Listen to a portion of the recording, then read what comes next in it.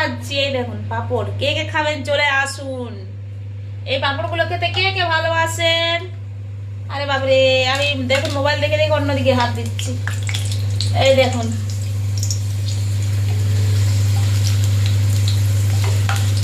কে কে ভালোবাসেন পাঁপড়গুলো কমেন্টসে অবশ্যই বলবেন। এই দেখুন,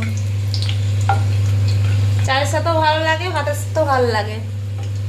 আপনারা যদি খেতে চান তো চলে আসুন গাইস।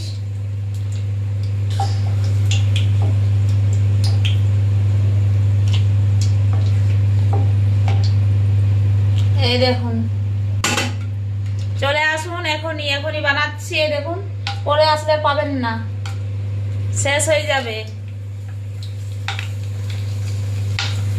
এই দেখুন,